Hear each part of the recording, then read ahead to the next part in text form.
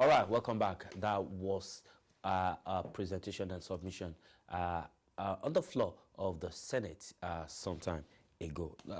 Daniel, I mean, if you look at some of the things the senator expressed, they seemed to express some of the opinions people have made about the presidency, even including the wife of the president. That it does seem he's not in charge or some cabal running the government. In your view, do you think there's leadership vacuum in the presidency? Well, thank you for having me.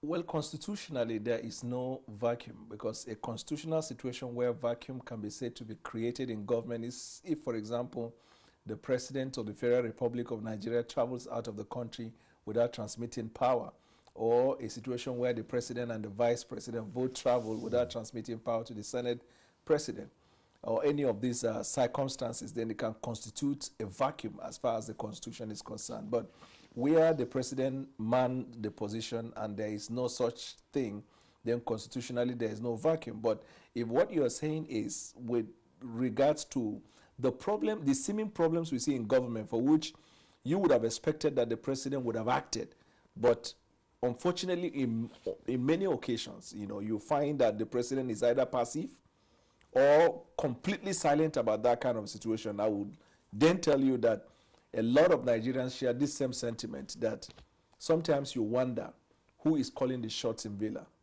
Like what the senator said. You would expect that the Attorney General will not agree to be influenced by the IG simply because he has a personal grouse with a senator who was a police officer and they had a misunderstanding. And then he mentioned issue like cabal. This is like it has become an age-long mystery now in Nigeria. Cabal. It is, if you ask me, I personally believe in every organization, religious or non-religious, there are individuals that influence leadership. Take, for example, Jesus Christ when he was on earth. Amongst the disciples, Peter, James, and John were considered to be very close to him and he had their ears. That is not to say that he does not believe in others, but probably their loyalty and commitment have endeared them to him.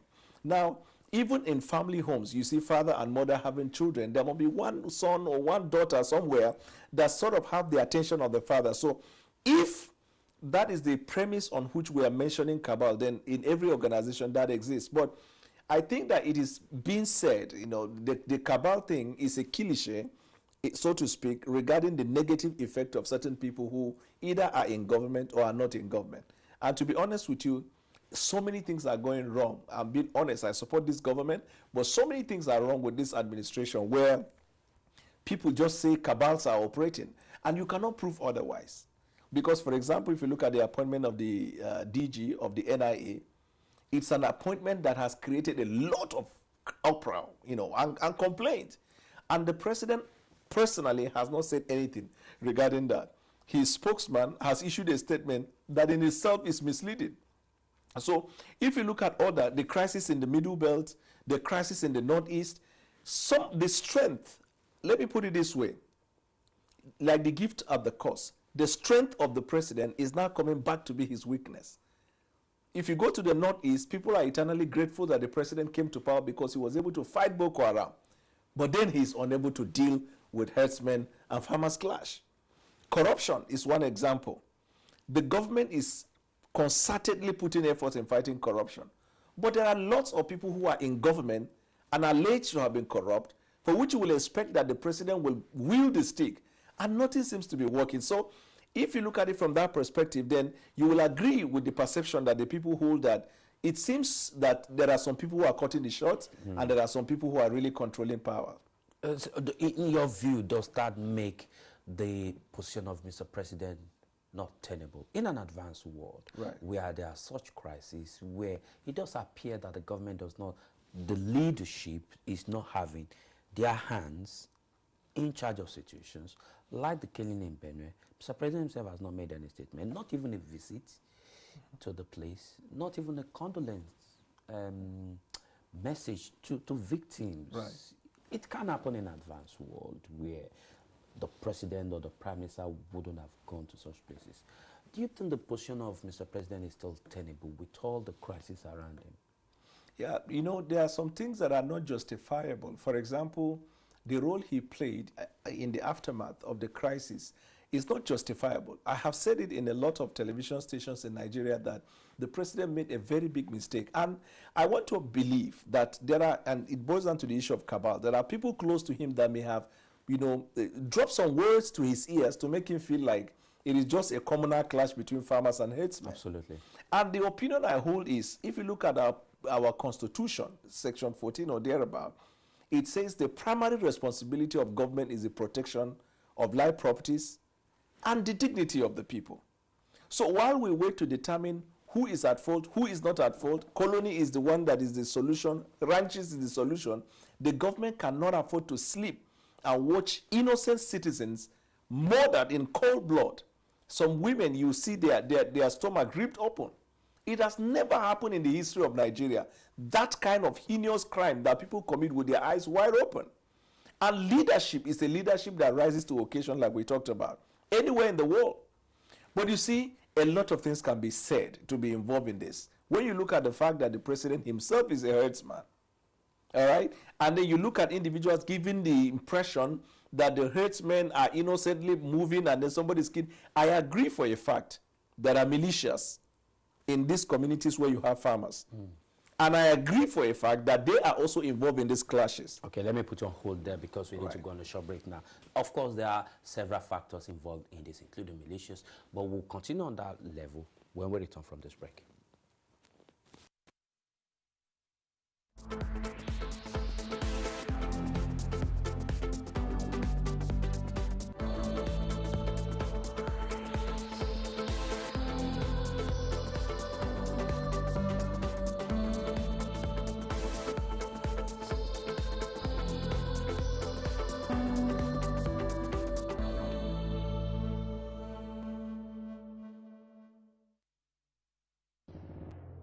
Are you an emerging political leader?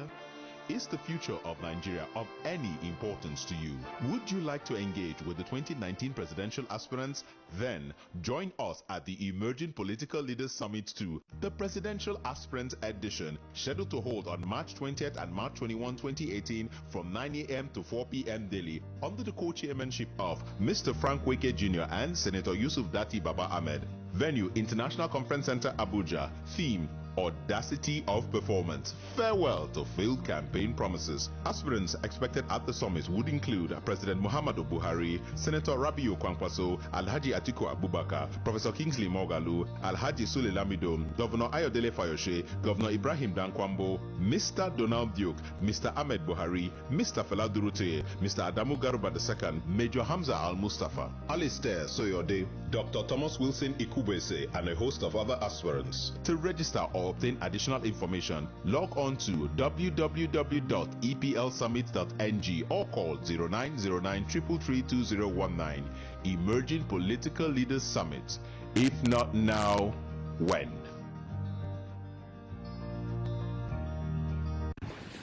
Democracy gives everyone the rights of expression, a passage to a world of freedom, a world that is free, that is fair, equitable, and that is just.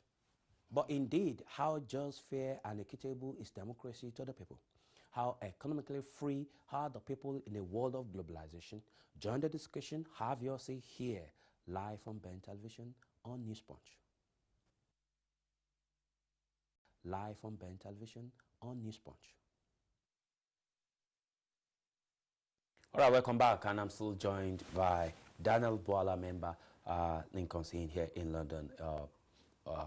He's based in Nigeria, a legal practitioner, and also he's a commentator on national and international issues. Daniel, thank you for your time with us here on the program. As we were saying, there are a lot of factors involved. Say, for instance, in the herdsmen clashes, like you said, probably the information being given to the president is probably not accurate. Yes, I believe it's not, because But does he not watch TV or read newspapers?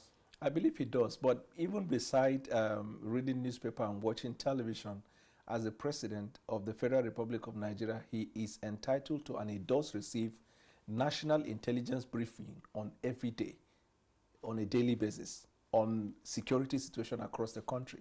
So there are things that as a citizen I may not even know, but the president has the knowledge of, and is, being informed. You see, that is why in leadership, the people you choose as your advisors are very, very important. And they're pivotal to your growth, development, or to your downfall consequently. When you have bad people around you, giving you bad advice, you do stupid things. Now, I'm not suggesting that it is the same thing that is applicable in the case of the president. But couldn't you have assumed so? I mean, the other day, the defense minister, I suppose, came out telling us that the immediate cause of the crisis in Benin was the blocking of the route of the herdsmen, followed by the anti-grazing bill. How would anybody? That is unfortunate. It is very, very unfortunate of the defense minister. In fact, in other climes, he would have been sacked. And what he said quite did not resonate with Nigerians. There was a serious backlash. People complain about that. You see, that's why when you occupy certain leadership position, there's a difference between your personal opinion and public policy. Like, even if I think you are not a good person, when I occupy a place of leadership, I'm expected to speak with the nation in view.